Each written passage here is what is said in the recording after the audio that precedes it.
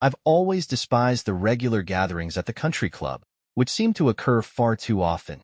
These events felt like shallow excuses for the wealthy to indulge in their egos and parade their extravagance. My wife, Linda, however, lived for them. She anticipated each one eagerly, treating it as an opportunity to shine. Unfortunately, over the past year, her enthusiasm had been overshadowed by her increasing drinking, which often led to embarrassing moments for both of us. Linda and I had been married for 24 years, with 3 children now in college.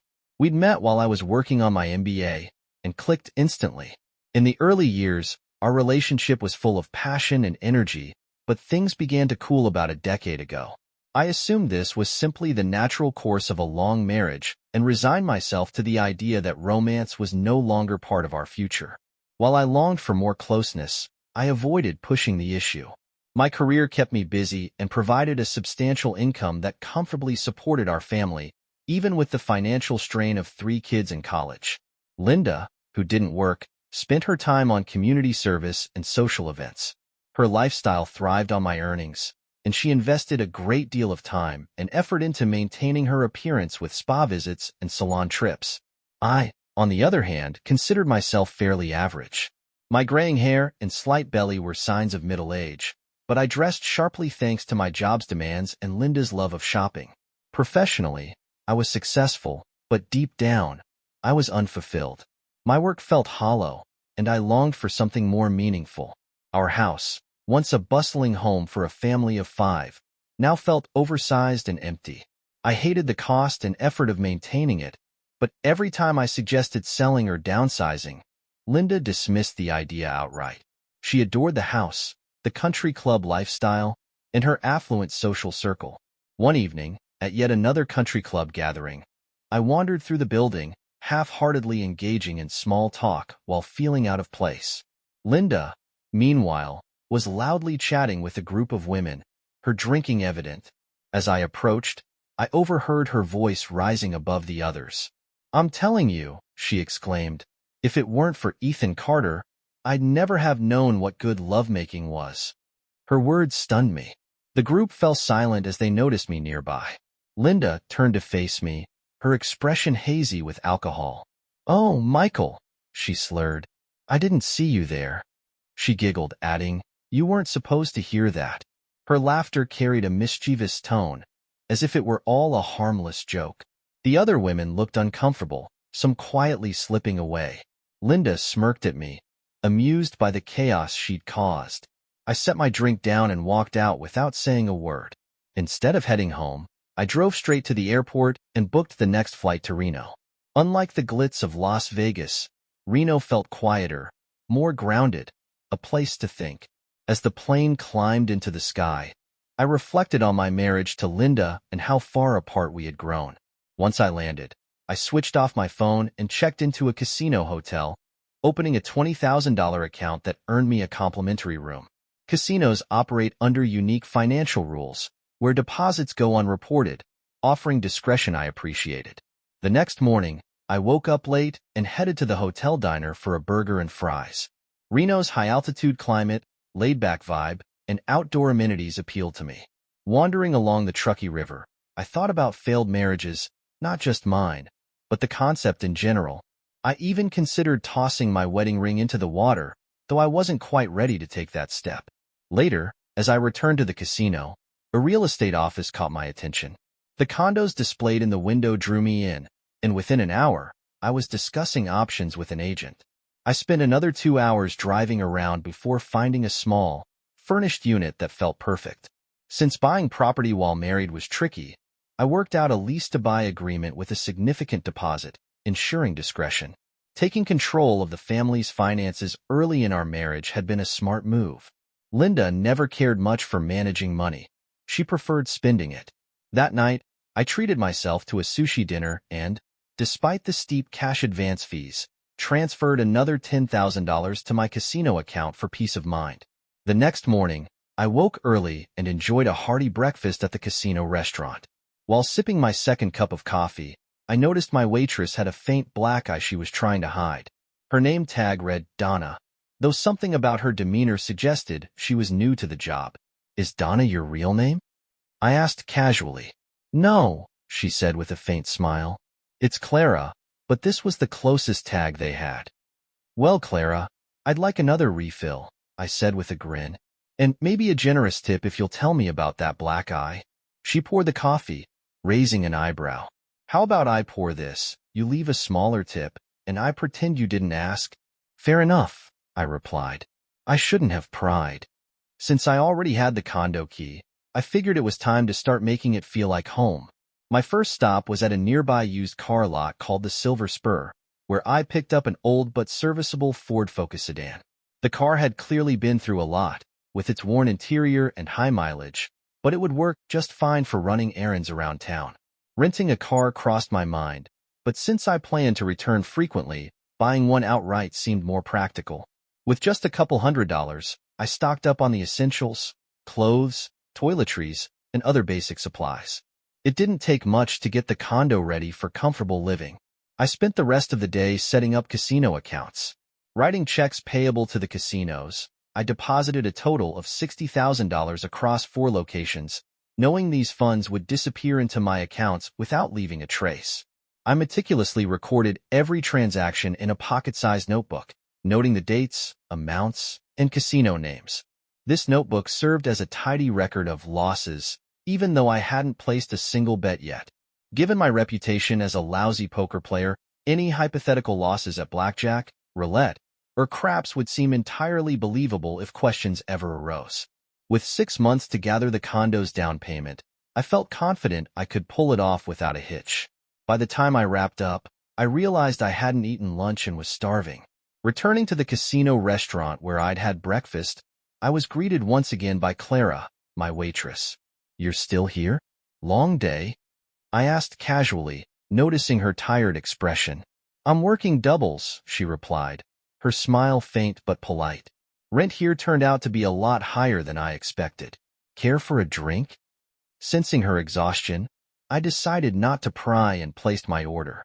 We kept the conversation light and polite throughout the meal. When she brought the check, she paused, hesitating as if she had something on her mind. Sorry if I came off a bit rude this morning, she said quietly. I've been struggling to adjust to this place and, well, I'm pretty self-conscious about my eye. She touched the faint bruise that was still visible despite her attempt to cover it with makeup. It was a parting gift from my husband when I brought up divorce. Hopefully, it's the last. She offered a small, sad smile. By the way, thanks for the generous tip at breakfast. It really helps. Her words lingered in my mind that evening as I sat in the condo, reflecting on her situation.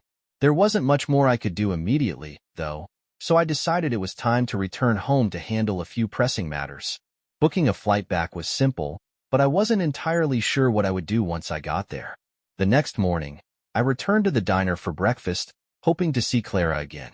She was working, and I managed to snag one of her tables. This time, I had a plan. When she brought the check, I leaned forward slightly and said, I've got a bit of a predicament and was wondering if you'd help me out. I'm leaving town for about a week and need someone to house sit for me. It's a 2-bedroom condo, so you'd have plenty of space to yourself. Would you be interested? She looked at me with a mixture of surprise and skepticism. Are you serious? No strings attached, I reassured her. I just hate the idea of leaving the place empty. Most of the time, it'll just be you. And when I'm there, I'll stay out of your way.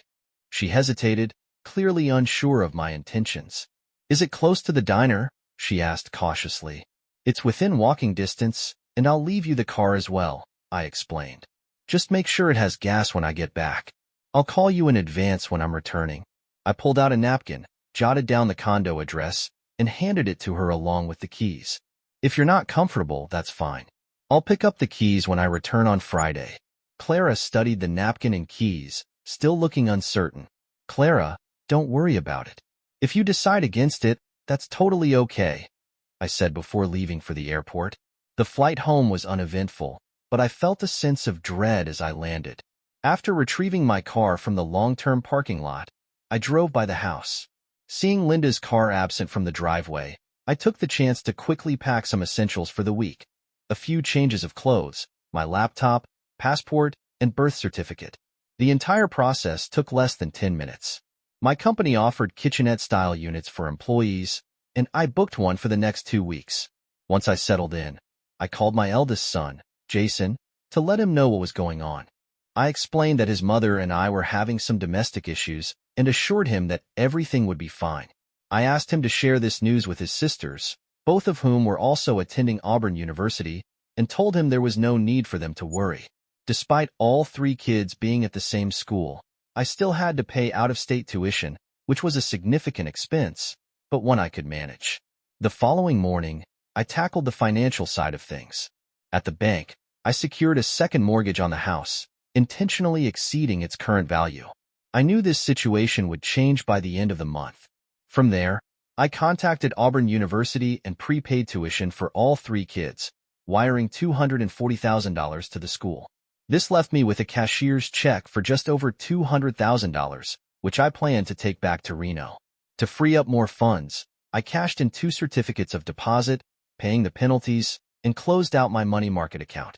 I decided to leave my credit cards untouched for the time being. By the time I finished, I was running late for work. When I arrived at the office, my loyal secretary, Sarah, greeted me with a cup of black coffee and her usual wit. "Good morning, Mr. Lawson.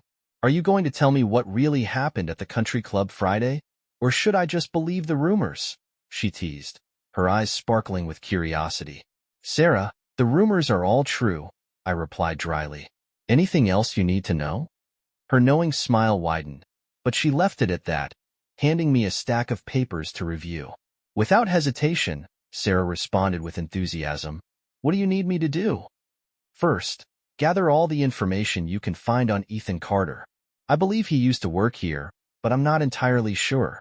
Then, make sure all my scheduled work is delegated to the staff, and ensure any appointments or meetings I've set up stay intact. Any questions?" Sarah gave me a broad smile and a thumbs up, clearly energized by the task ahead. She left the office with a confidence that assured me everything would be handled. Initially, I'd thought it would take several weeks to sort out my affairs, but now it seemed like everything could be wrapped up within a week. Wasting no time, I called my lawyer, Frank Hayes, and scheduled an immediate appointment. Before leaving the office, I gave Sarah strict instructions that I would not be accepting or returning any phone calls from my wife, and I made sure security was aware that Linda was not to be allowed into the building under any circumstances. Frank, a college friend of mine, had always disliked Linda. This made him the perfect choice to handle my divorce. As I stepped into his office, Frank greeted me with his usual wry humor. "I was at the country club on Friday, Michael," Frank said, "so I think I already know why you're here." "You're right," I replied. "I'm not trying to be sarcastic, Mike," Frank added, "but it's about time you stood up for yourself. I thought I could endure it as long as I wasn't publicly humiliated, but Friday changed everything," I said. Frank nodded knowingly. "I'll need access to all your accounts and powers of attorney to get started. My assistant will prepare the necessary forms, and I'll give you a call when they're ready. Anything specific I should know about?" "Well, Frank," I confessed, "the events of Friday triggered something in me. I've developed a bit of a gambling dependency. I spent the weekend in Reno and lost a significant amount of money. I'm heading back next weekend, and I fear the losses will only grow." Frank leaned back, a grin spreading across his face. "That's terrible, buddy. I assume you're keeping a record of these losses?" "Of course," I replied. "I've been documenting everything in a notebook. I can send you copies." "Good. Let's keep it that way. And for now, I don't think we should discuss this gambling problem any further. Agreed?" "Agreed," I said. Frank handed me a financial worksheet to complete before my next visit. "Fill this out before you come back to sign the forms," he instructed. As I left his office, I realized I'd completely forgotten to eat lunch. Returning to work, Sarah greeted me with a helpful sheet containing everything she'd uncovered about Ethan Carter. She suggested I speak with Helen Foster in personnel before moving forward. Helen was a long-time employee known for her no-nonsense demeanor. Her business suits and tightly pulled-back bun made her a slightly intimidating presence. Despite my professional confidence, I couldn't help but feel like a schoolboy about to be scolded as I entered her office. "Good afternoon, Mr. Lawson. Please, have a seat," she said in a calm but authoritative tone, gesturing toward a chair. She closed the door and sat across from me, hands folded neatly on her desk. Sarah briefed me on the situation, Helen began. I don't indulge in office gossip, but I deal strictly in facts. 3 years ago, Ethan Carter confided in me, and I promised to keep his disclosures confidential. Unfortunately, it seems I can no longer honor that pledge. What I'm about to share may upset you, but I expect you to handle it maturely. If you can't, feel free to leave, and our discussion will end. Do you understand? Yes, I understand, I replied, trying to lighten the mood with a small joke. I think I can handle the truth without throwing a tantrum. Helen's stern expression didn't waver. Approximately 3.5 years ago, your wife, Linda, approached Ethan Carter at a company event. There was heavy drinking that night, and before it ended, they engaged in carnal activity in one of the private offices. Ethan was set to be married the following month. Linda threatened to expose their affair to his fiancée unless he continued their liaisons. She paused, giving me a moment to absorb the information before continuing. He thought her demands would stop after his wedding, but she persisted, coercing him into a relationship for several months. Out of desperation, Ethan confided in me. I transferred him to our Dallas office to remove him from the situation, and Linda's advances ceased. Ethan never told his wife about the ordeal. I took a deep breath, anger simmering beneath the surface. It seems Ethan Carter was as much a victim as anyone else. Initially, I wanted some form of retribution, but now I see that's unnecessary. Do you have any advice, Miss Foster? Helen nodded. Yes. Let the matter rest. Ethan Carter is a valuable employee and an asset to the company. Don't jeopardize his career over something your wife initiated. Thank you, I said, standing to leave. I agree. Being coerced into a relationship with my wife seems like punishment enough. As we rose, Helen offered a rare smile and added, by the way, it's not Mississippi. I've been married for 32 years. It was difficult to picture the stoic Helen in a romantic context, but I quickly shifted focus. There were more pressing matters at hand. Back at the office, Sarah had rearranged my schedule, leaving me with a clean slate for the day. Despite Linda's incessant calls, I remained undeterred. As suggested, I had a meeting with the company president the following morning and an appointment with the legal department that afternoon. I invited Sarah to join me for dinner that evening, but she declined with a laugh. My husband wouldn't approve, she joked, before quipping, maybe you should ask Helen instead. The meeting with the legal department took longer than anticipated, leading to the retention of a few key individuals. By the time I left, I was mentally drained but confident that I was finally beginning to regain control of my life. Over time, I offered apologies where they were due, which were met with understanding and professionalism. However, redeeming my retirement plan for a cash settlement proved to be a slow and tedious process. Closing our shared savings account, fortunately, went smoothly, though it still required some processing time. Sorting out my accrued sick leave, vacation days, and company insurance benefits turned out to be relatively straightforward, but it became increasingly clear that my departure from the company was imminent. I only hoped the news wouldn't reach Linda before I was ready for her to find out. That evening, I found myself dining alone. As I ate, my mind wandered unexpectedly to Clara. I couldn't help but wonder if she had moved into the condo yet, or if she was still pulling double shifts at the diner. The thought of her smile and her quiet strength lingered longer than I cared to admit. Despite knowing how foolish it was to entertain such notions, I couldn't completely dismiss them. They were, after all, harmless distractions in the midst of my otherwise chaotic life. The following morning, I tackled more financial matters. I cashed in 2 whole life insurance policies and terminated 2 term policies. I was shocked by the substantial cash value the whole life policies had accrued over the years. Arrangements were made to collect the checks the next day. While my car was covered under the company's insurance, I canceled the policy on Linda's lease Lexus. The car was in her name, but the insurance had always been under mine. Before heading into the office, I stopped by Frank's office to drop off the completed financial form and sign several papers his secretary had prepared. Frank was efficient as always, and I left feeling confident that progress was being made. Upon my return, Sarah greeted me with her usual cup of coffee and a knowing look. I don't mean to add insult to injury, boss, but before you meet with Thomas, you might want to stop by and speak with Calvin Bostic down in settlements, she suggested. Thomas Benson, the company president, likely already knew the purpose of my scheduled meeting. Still, Sarah's advice carried weight, so I made my way to the basement, where the settlements division was located. The contrast between their dimly lit, windowless space and the natural light-filled offices above was stark. It felt more like a dungeon than a workplace. Calvin? Sarah mentioned you wanted to speak with me, I said as I greeted Calvin Bostic, a quiet and meticulous man who had always been dependable. He led me to a secluded corner, away from prying ears. I've heard about some of the tension in your office, Calvin began, speaking cautiously. I'm not one for gossip, but there's something you should know. He glanced around as if to ensure no one else was listening before continuing. About 6 years ago, we had a colleague named Daniel Abbott. He was a decent guy, married, with 2 kids. Unfortunately, he got entangled with your wife after an office event.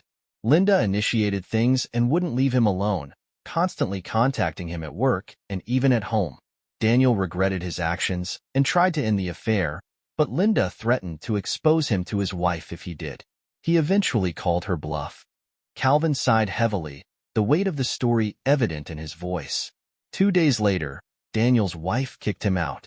He spiraled, started drinking heavily, lost his job, and pretty much disappeared. From what I heard, Linda paid his wife $10,000 to keep quiet about the affair, but I don't have concrete proof of that. I let the information sink in, my emotions churning beneath the surface. Thanks for telling me, Cal. I appreciate it. I hope I didn't upset you, Mr. Lawson. Sarah thought it was important for you to know, Calvin said, clearly concerned. You made the right call. Thanks again, I said before leaving.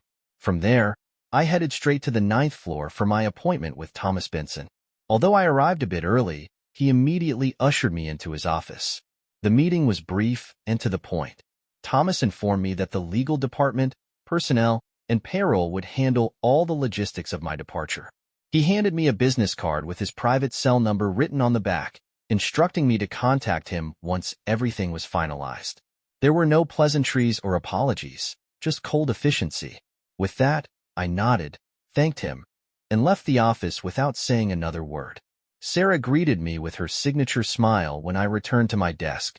Your flight to Reno is booked for Thursday morning with a 2-hour layover in Dallas, she informed me, handing over my coffee. Then she gestured toward the window. I followed her gaze and saw Linda in the parking lot, locked in a heated argument with one of the security guards. She's been down there for over 20 minutes, Sarah said. They won't let her in, and she refuses to leave. What do you want to do, boss? I sighed, unwilling to let Linda disrupt my plans. It looks like the guards have things under control, I replied. My only concern right now is finding someone to have dinner with. I hate dining alone. As the hours passed, Linda's persistence escalated. Periodically, someone would stick their head into my office to inform me that my wife was trying to get in touch with me. She had even enlisted her friends to call their husbands at work in an attempt to locate me. By the end of the day, I was ready to leave. Sarah handed me the keys to her Honda Civic, explaining that it was a convenient excuse to have her husband pick her up for dinner. By the way, she added with a teasing grin, you're not planning anything reckless in Dallas, are you? Not at all, I assured her. I'm just tying up some loose ends. No revenge, I promise. I drove to Allentown and treated myself to dinner at Outback Steakhouse before heading back to my apartment. The next morning flew by in a blur of final preparations. Although I couldn't ignore the unresolved issues that awaited me, I was ready to leave town and focus on my fresh start in Reno. The final loose ends of my old life came together surprisingly quickly. I signed more paperwork for Frank, closed all our joint bank accounts, and canceled all the credit cards. I even scheduled the utilities at the house to be shut off. By the following week, I collected checks from the bank, my insurance company, and my workplace. Seeing all that money in hand made me realize just how much I was actually worth. It was more than I'd expected. I replaced our old cell phones with a new one just for myself, severing the last connection Linda had to me. Even my country club membership was no longer mine. I sold it to an old friend for $23,000. When I made my final stop at the office, I found my replacement had already arrived, flying in from Boston on just 24 hours' notice. He seemed like a nice guy and understood the smart career move he'd made. Since Sarah knew the office operations better than I ever did, there wasn't much training required on my part. As I packed up my belongings, I realized there were still a few items at the house I might have wanted, but nothing important enough to warrant a return. Sarah graciously insisted I hold on to her Honda Civic so I could drive it to the airport. Her husband, she assured me, would pick it up from there later. I bought a couple of cheap suitcases and packed up my apartment. Anything I forgot could easily be replaced in Reno. As I zipped up the last suitcase, it hit me. I had completed everything.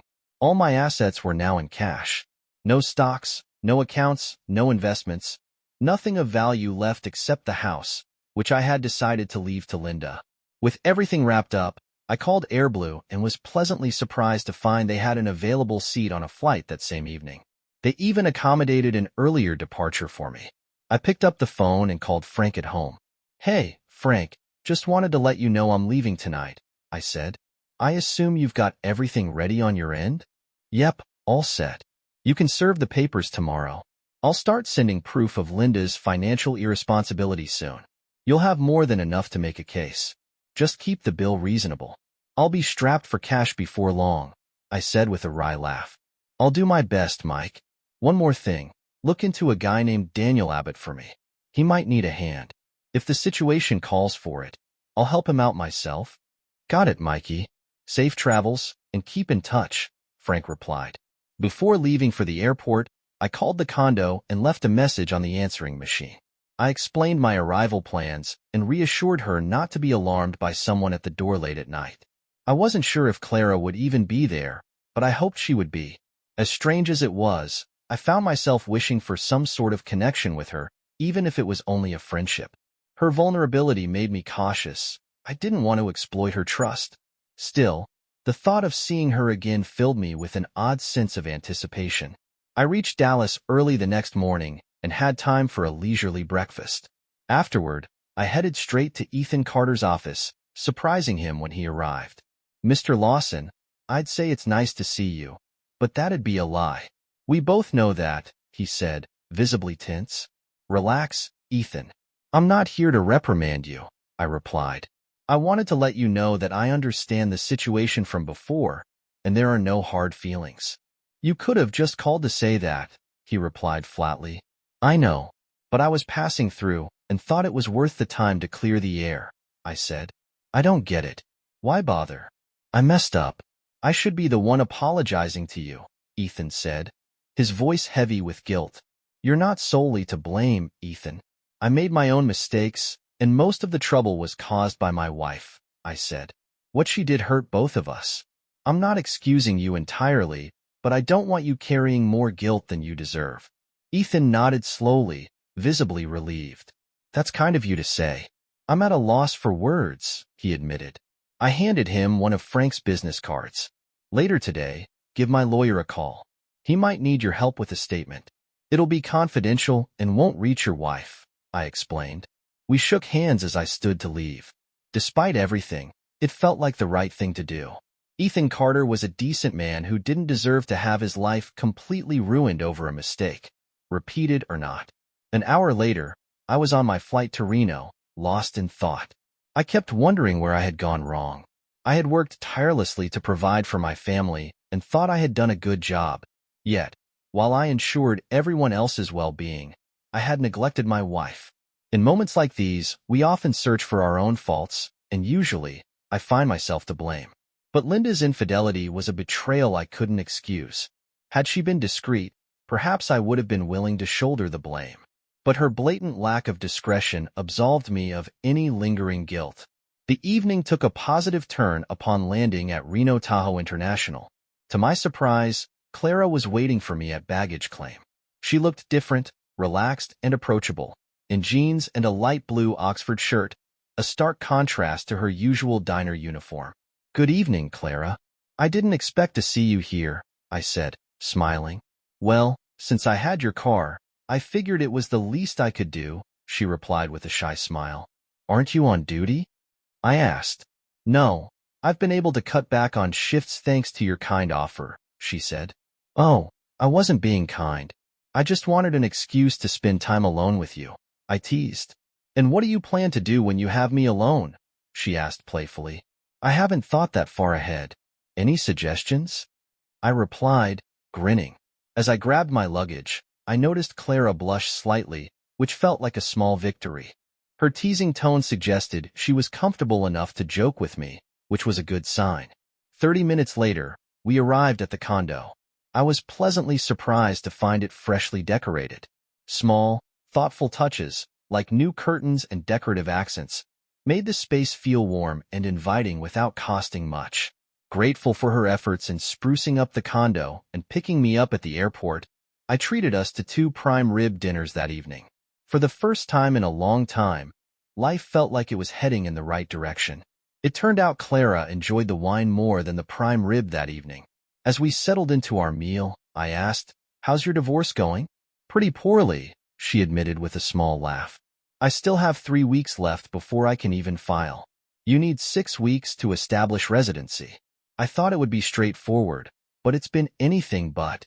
Honestly, I probably should have handled it from home. "Why didn't you?" I asked, noticing her pause as she fiddled with her food. Finally, she looked up. Getting away from Victor was more important than the divorce itself. The divorce is just a piece of paper. It won't protect me from him. I think I used the idea of a divorce as an excuse to leave. The location didn't matter. What mattered was that I got out. Her words hit home. I'd originally thought divorcing Linda was critical, but now I wasn't so sure. What I really wanted was to sever her ability to benefit from the marriage. Unless I intended to remarry, which I didn't, whether I formally divorced her or not seemed less important. The rest of the evening shifted to lighter topics. We talked about hobbies, movies, and books. I learned that Clara didn't have children, but I didn't press for details. That night, we slept in separate bedrooms. By the time I woke the next morning, Clara was already gone, leaving fresh coffee on the counter. It was all I needed. I still felt full from the indulgent dinner. After a quick shower, I got down to business. "Frank, how's my favorite attorney holding up?" I asked when he picked up the phone. There was a sigh on the other end. "Not worth a damn, Michael. I've got some bad news for you. Can you promise not to shoot the messenger?" "Oh, come on, Frank. I've only been gone 1 day. What happened?" "Your wife happened. Linda's caused quite the stir.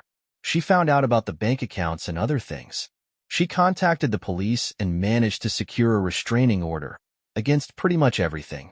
All your accounts are frozen, even though they're empty. You're forbidden from going near her, the house, or even contacting your kids, despite them being adults. It's a mess. She even got the Securities and Exchange Commission and the IRS involved. They're looking into your retirement accounts and 401k. Sorting this out will take time and a hell of a lot of money." "Frank, I don't care anymore," I said flatly. "I want no part of it. I'm done." "I hear you loud and clear, buddy," Frank said. "But just so you know, she's hired a private investigator to track you down. I don't know how she plans to pay for all this, but she's determined. And, Michael, if the cops or feds come asking me where you are, I'll have to tell them.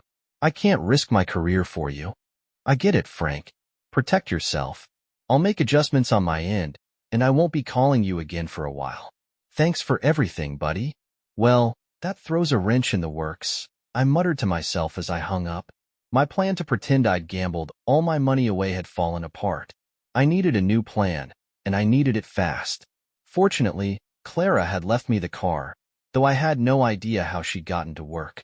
Left with a small duffel bag full of cash and checks, I decided to head to the casinos to cash everything in. I couldn't risk going to a bank in case there were holds or traces placed on any of the accounts. The casinos, thankfully, were more than willing to help. By the end of the morning, I had successfully deposited everything into casino accounts across multiple locations. After a quick lunch, I began withdrawing the money in increments, cashing out chips and credits. Within 2 hours, I turned it all into physical cash and stashed it in my duffel bag. I drove to Carson City and rented a large safety deposit box at a small, nondescript bank. There, I stored everything except $5,000, which I kept for incidental expenses. With my assets secured, I looked forward to another relaxed evening with Clara to celebrate. When I returned to the condo, something felt off. I opened the door to find Clara hurriedly trying to fix things that seemed out of place. She glanced up at me, part of her face hidden behind her hand. "I'm sorry, Michael," she said, her voice trembling. "It's my fault. I didn't realize Victor was following me until I got here. I should have been more careful. I'm so sorry." Gently, I reached out and lowered her hand. Her face told the story. She had a fresh black eye, a swollen lip, and a large bluish bruise on her right cheek. "Was it Victor?" I asked quietly. She nodded. "He wasn't alone. His two brothers were with him. They're out looking for you now. Victor told me not to leave the condo." "Where are they looking?" I asked. "I gave them the names of 3 casinos," she said, shaking her head. "They don't know what you look like. They're not thinking straight." It was clear we couldn't stay. Calling the police wasn't an option. Victor was manipulative and could easily turn the situation against us. We left everything behind, taking only essentials, and drove west, eventually stopping at a small, off-road motel in Grass Valley. The room only had 1 bed, but I made it clear Clara had nothing to worry about. I brought takeout for dinner and picked up some makeup to help her cover the bruises. Despite her efforts, the injuries were still noticeable. She apologized repeatedly, her voice heavy with guilt. I reassured her it wasn't her fault, though it was hard to shake my own anger at the situation. I felt a sense of relief when Clara finally fell asleep. The next morning, we drove to Sacramento, where we bought new clothes and personal items. I had no idea when, or if, we could safely return to the condo. For now, survival and staying one step ahead of Victor were all that mattered. I had booked the Grass Valley Motel for an extra 2 nights, giving us some breathing room. Over the next few days, Clara and I got to know each other better. Our conversations were light and casual, with no flirtation or suggestive remarks. Yet, after just 3 days, I felt more at ease with Clara than I ever did in 24 years of marriage to Linda.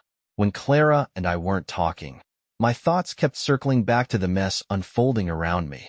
I worried about bringing Clara back to the condo. Victor might still be looking for her. At the same time, I felt uneasy returning myself, knowing someone might also be searching for me.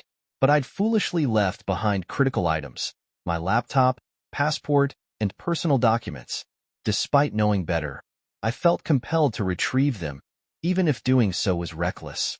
Clara's presence had become a source of unexpected comfort. I trusted her, despite barely knowing her, perhaps because we were both running from destructive marriages. "Have you ever been to Mexico?" I asked over dinner. "No, I haven't." "Are we considering going to Mexico, Michael?" she replied, raising an eyebrow. "I'm not sure yet," I admitted. "But if things get worse, I might need you to do something for me. I don't want you caught up in my problems, and I want to make sure you're safe from Victor." "Michael, you don't owe me anything," she said earnestly. "You've already done more than enough. I can handle myself." "Maybe, but I'm not so sure about my own situation," I said. "I've stashed a large amount of money. It's clean, but I'm hiding it from my wife. If anything happens to me, I need you to retrieve it." "Who's after you?" she asked, her expression concerned. "You haven't told me much." "There are federal agencies and a private detective looking for me. If things escalate, even the local police might get involved. I just want to safeguard the money so Linda doesn't get her hands on it." "What would you want me to do with it?" "Go to Guadalajara. Use whatever you need to get by until I meet you there." "I'll find you," I said. "How?" she asked skeptically. "Every morning, go to the Libertad market for coffee. I'll find you, no matter how big it is." "And when should I do this?" "When you're sure I'm in trouble," I replied. "Why not leave now? Why wait?" I could sense the conversation was becoming circular, so I gently steered us away from it. 2 hours later, we crossed the pass into Carson City. I added Clara's name to the access list for the safety deposit box and handed her her own key. When we returned to the condo, I parked half a block away. The complex had an open but covered parking area beneath the units.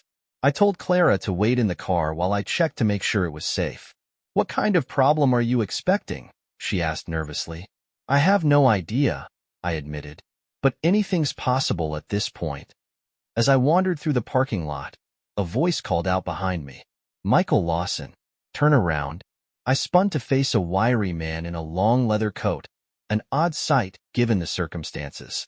He lacked the physical presence to be intimidating, but the large black pistol he held made up for it. Do we know each other? I asked. A broad grin stretched across his face. I'm Varga. Your wife sent me.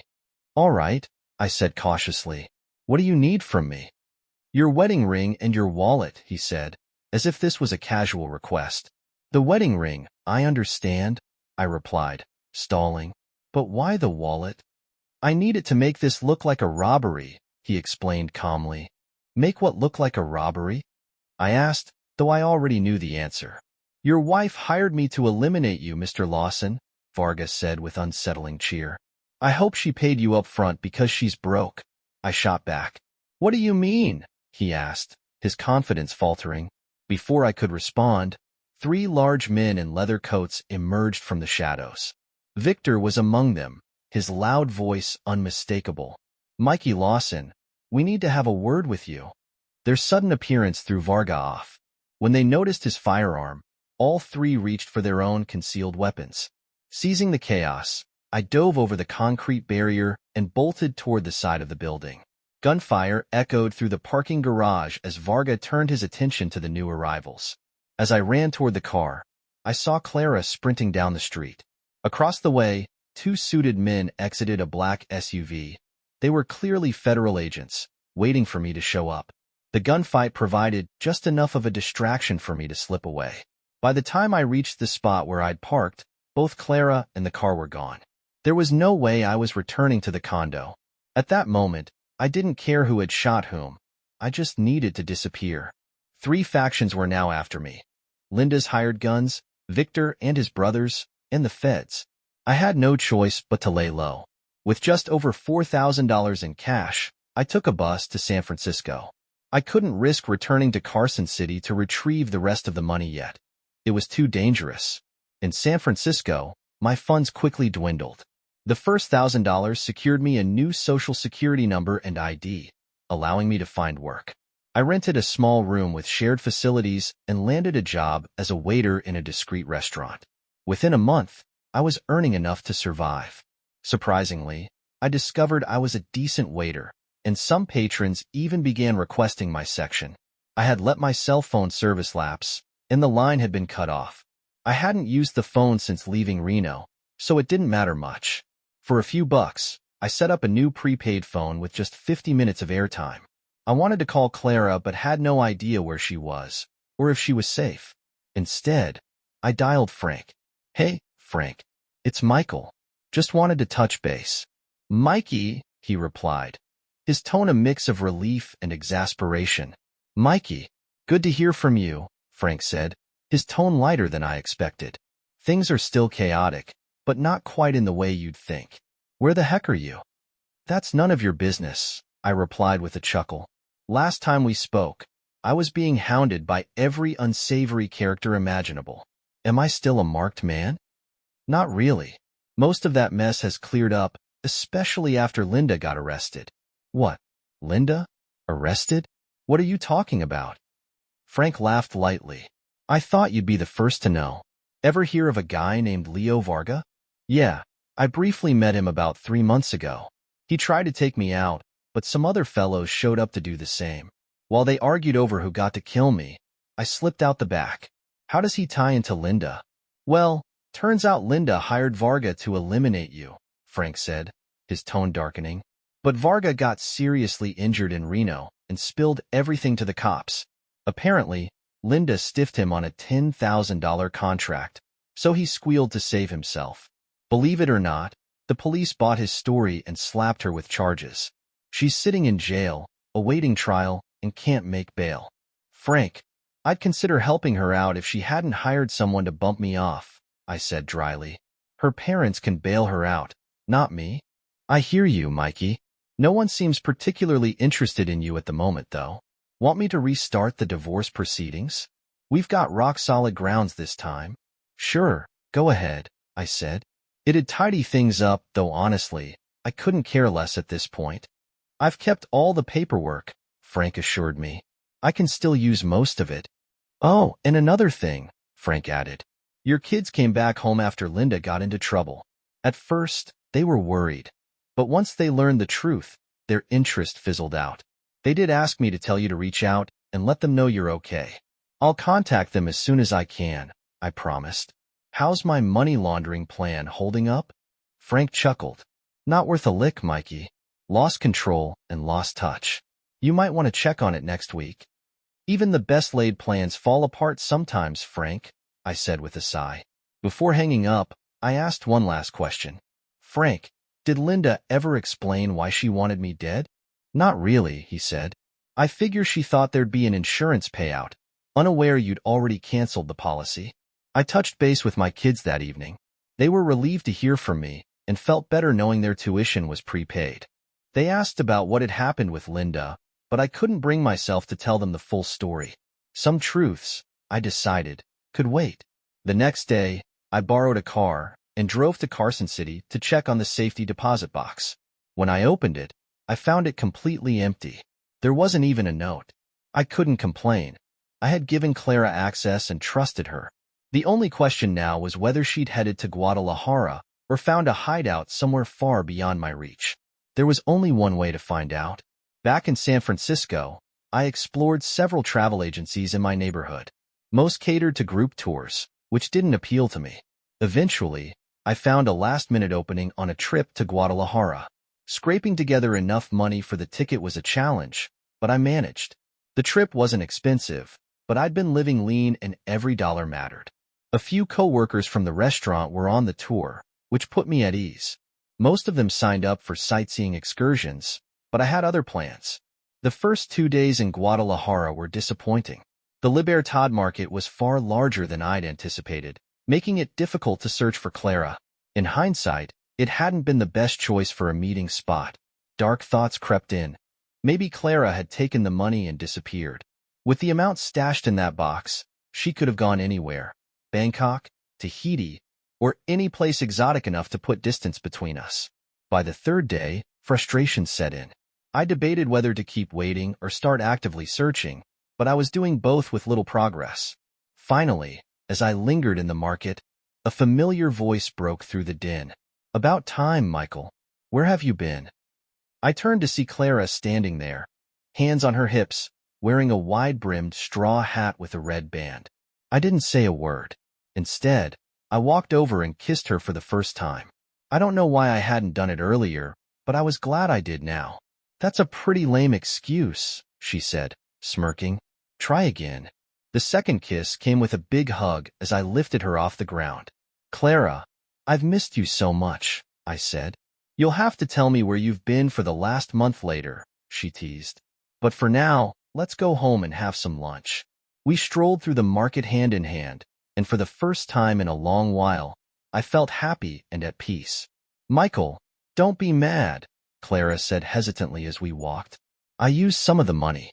Most of it's still in the bank, but I needed a place to live. So I bought us a house. You bought us a house? I asked, stunned. Yes, she said, smiling nervously. It's a beautiful hacienda in a wonderful city, and I hoped you wouldn't mind. Clara, I said, grinning, it's a stunning house, I'm sure. I've got no complaints when the plan finally comes together. Linda's parents eventually gathered the money to bail her out and cover her legal fees. Frank secured her signature on the divorce documents with ease, though it didn't matter much after she received a 5 to 8 year sentence for attempting to have me killed. Meanwhile, Frank tracked down Dan Abbott, who was sober but struggling. When asked how I could help, Dan said he wanted a hot dog pushcart. For $2,400, I made it happen. I resolved my IRS issues for $4,000, and Varga, along with Victor and his brothers, were safely incarcerated. With no legal troubles hanging over me, I returned to my old job, this time with a promotion waiting for me. Once Clara's Mexican divorce is finalized, we plan to marry. My kids are scheduled to attend the wedding during their spring break. While the hacienda in Guadalajara is stunning, we've decided to keep it as a vacation home rather than a permanent residence. Sarah is thrilled about my return to work, especially since my new role signifies a promotion for both of us. As for Clara, she's flexible about where we live as long as we're together. She's even eager to meet Linda one day, which promises to be an interesting encounter. Looking back, my plans didn't unfold as expected, but I have no complaints. Life, for now, feels pretty close to perfect.